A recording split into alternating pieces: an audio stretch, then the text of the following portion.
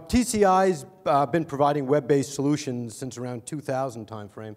That's when we started building an internet-based platform. Today's known as a cloud solution, a SaaS offering. We service about 350 type lending companies today, which are banks and credit unions and consumer finance companies. We principally were historically in the auto lending segment, in the indirect lending auto area, and we spent about 10 years in there. And we saw a big desire and need from our customers to have a product that could provide them with a higher APR and diversify them in the whole lending segment. So, you know, back around, I guess, around 2010 timeframe, we saw a growing need for having other products. The home equity market wasn't available to a lot of consumers to be able to buy large items. They didn't want to put them on credit cards. They didn't have the credit card availability. So we started developing a retail lending-based solution, which I'm going to take you through today. And it provides financial institutions with the opportunity to diversify and grow their loan portfolio and be able to get a different market segment in the indirect lending channels, which could be HVAC dealers, solar lenders, if many of you saw the Wall Street Journal today, they had an article on a big solar company that was trying to find financing. So there's a lot of opportunities from everything from furniture-type financing to veterinarian to cosmetics, and it provides an opportunity to get a whole different channel segment for a lot of the lenders. Our product is called DecisionLender, and I'm going to actually walk you through that. So it's a SaaS-based solution, as I initially mentioned. And the product is skinned or branded for the lending institution because they could have multiple people accessing entry into the system. And I'm going to take you through the lender view as well as the dealer view or channel view.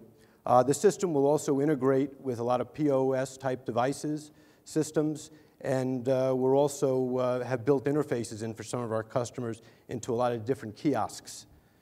Some of you in the auto segment today, you may be familiar with DealerTrack and Route 1 that gained the desktop and all the auto lenders throughout the country. We're seeing a lot of the kiosk companies coming in and trying to do that in other verticals. So we've built integrations to allow connectivity through a lot of those type of products. So I'm going to take you through a view from what it looks like at the lender's perspective.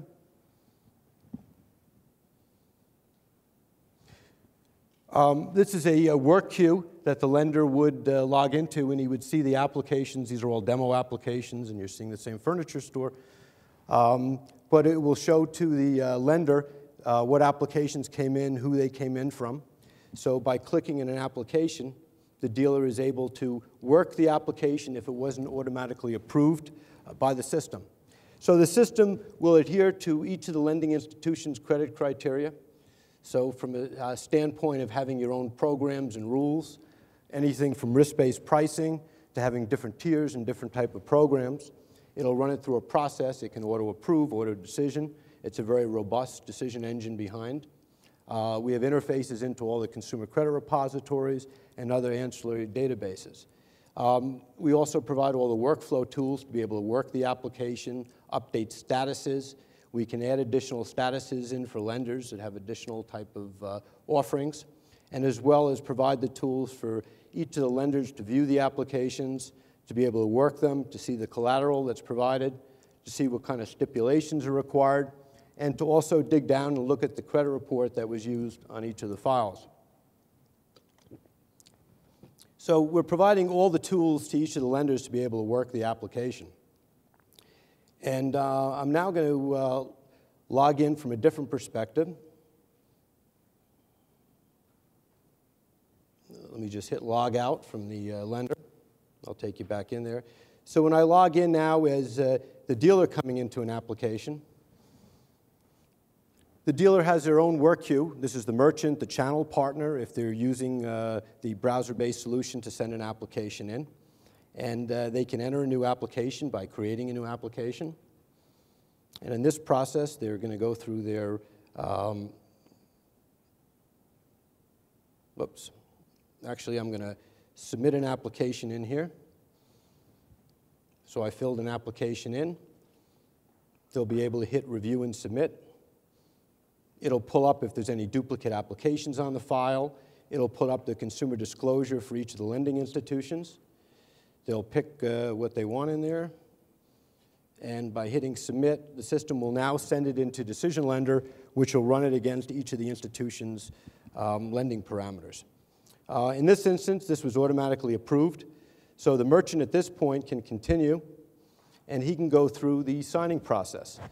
We've built a fully integrated product to one of our partners, Original, that has a patent and technology not only on the signature process, but on the vault and management process for the contract for the life cycle. The merchant at this point would hit a contract prep page, and he'd be shown in this page that this consumer was approved for a $10,000 loan. They can now put the merchandise in, if there's a serial number for it, and the item was $8,000, so they're going to add that in, and they save at this point. And now they'll put their respective sales tax in their market area that they'll calculate. They'll save it, and when they calculate, we'll run it against a compliant calculator to actually determine the monthly payment, and they'll generate the docs.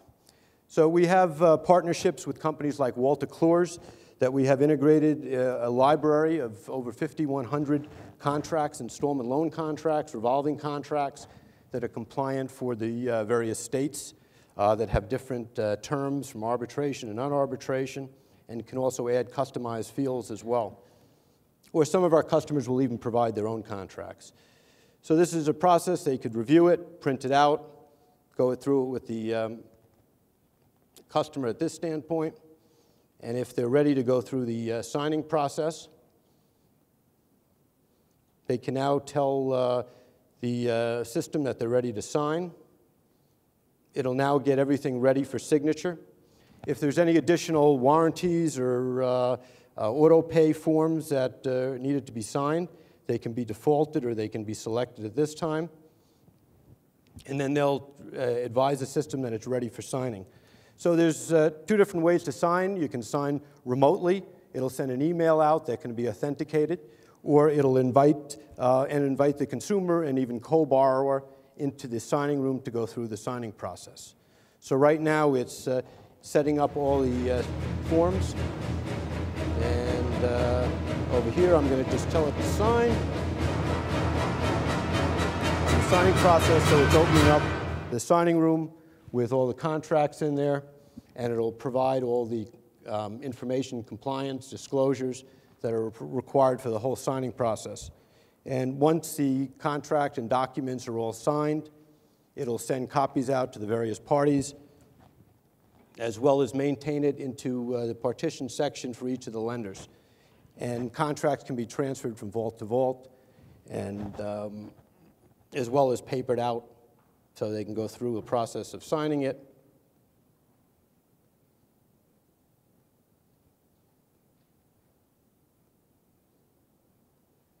Sorry for the run over of time.